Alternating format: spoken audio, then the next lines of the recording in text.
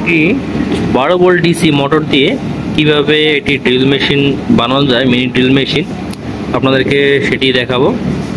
এখানে আমি একটি নিয়েছি 12 ভোল্টের ডিসি মোটর, আর সাথে আমার সঙ্গে রয়েছে একটি পাইপের মতো। এটা যে আমাদের সিলিকন থাকে, সিলিকনের একটি খালি অংশ প্লাস্টিক, এটা আমি নিয়েছি। এই মোটরটিকে এটির ভিতরে ঢুকাবো যাতে এটা ধরতে খুব হ্যান্ডি হয়, আমার ব্যবহার করতে যেন সুবিধা হয়। সেক্ষেত্রে আমি এই পাইপটি নিয়েছি। এই মোটরটিকে বসানোর জন্য এখানে যে স্ক্রু পয়েন্ট রয়েছে এবং এখানে একটি বেয়ারিং যে হাউসটি রয়েছে, আমি এটির মাঝখানে সেরকম ফুটা করে নিয়েছি। এই মোটরটিকে এটির ভিতরে বসিয়ে দিব এবং আমাকে অন অফ করার জন্য আমি একটি হোল করে নিয়েছি আগেই, আপনাদের দেখানোর সুবিধার্থে আমি আগেই করে নিয়েছি। এখানে এই সুইচটি থাকবে, এই সুইচটি আমি বসিয়ে নিব। আর এটি হচ্ছে এটা ডিসি পাওয়ার দেওয়ার জন্য যে অংশটি থাকবে সেটা এখানে থাকবে। এটা আমি প্লাগের সাহায্যে অ্যাডাপ্টার থেকে পাওয়ার দিয়ে ব্যবহার করতে পারবো, কিংবা 12 ভোল্ট কোনো ব্যাটারি থেকে পাওয়ার দিয়েও আমি ব্যবহার করতে পারবো।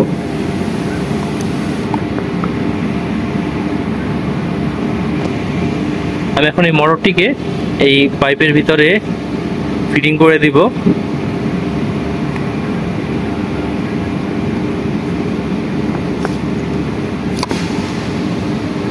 দেখতে পাচ্ছেন এখানে এই গ্রুপের ভিতরে বেয়ারিং হাউসটি ঠিকমতো চলে এসেছে, কিন্তু এখানে যে দুটি স্ক্রু পয়েন্ট রয়েছে এটা আমাকে এটার সঙ্গে অ্যাডজাস্ট করে নিতে হবে। এখানে যে স্ক্রু পয়েন্টটি রয়েছে আমি স্ক্রুটি এটাকে লাগিয়ে দিব। আমি যে সুইচটির কথা আপনাদের বলেছিলাম এই হলো সেই সুইচটি, এবং সুইচটিতে লাগানোর জন্য আমার কাছে জ্যাক রয়েছে। আমি সুইচটির সাথে এই জ্যাকগুলো ব্যবহার করব। এমনি সুইচের সাথে কেবল সোল্ডারিং করেও ব্যবহার করা যায়, তাতে সোল্ডারিং করলে পরে সুইচটির যে কন্ট্যাক্ট পয়েন্টগুলো এগুলো গরম হয়ে যায় এবং কন্ট্যাক্ট খারাপ হয়ে যায়। আমি জ্যাক দিয়ে সুইচের সঙ্গে কানেকশন করে লাগিয়ে নিয়েছি। কারণ সুইচটি আমি আমার যে প্লাস্টিকের বডি রয়েছে সেখানে আমি হোল করা রয়েছে সেখানে বসিয়ে দিব। আপনারা দেখতে পাচ্ছেন বসানো হয়ে গেছে। এখানে 0 এবং I, 0-তে অফ হবে এবং I-তে অন হবে। আমার সুইচ সেটিং করা হয়ে গেছে।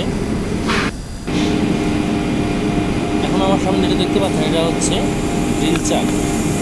এই চাকে আমার যে ছোটো যে ড্রিলগুলো সেগুলো আমি অ্যাডজাস্ট করতে পারবো। এটা 0.6 থেকে 6 mm পর্যন্ত আমি ড্রিল বিট এই চাকের সাহায্যে ব্যবহার করতে পারবো। এই চাকটা আমার কাছে খুবই ভালো লেগেছে, এটা খুবই ছোট এবং মজবুত। এটা হচ্ছে বুশ, এই বুশটি মোটরের সঙ্গে লাগবে এবং এর সঙ্গে রয়েছে একটি চাবি এবং রয়েছে একটি এলইডি। এলইডি দিয়ে এই বুশটিকে টাইট দিতে হবে।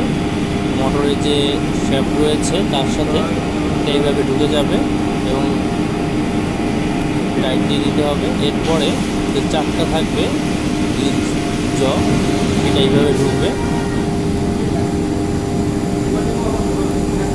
আমার কাছে যে অ্যাডাপ্টার থেকে পাওয়ার দেওয়ার জন্য যে মেইল জ্যাকটা রয়েছে সেটার সঙ্গে আমি একটু সোল্ডারিং করে নিচ্ছি, যেটা থেকে আমার পাওয়ার সুইচে যাবে এবং সুইচ থেকে মোটরে যাবে, সেটা লাগিয়ে নিচ্ছি। আমার লাগানো হয়ে গেছে।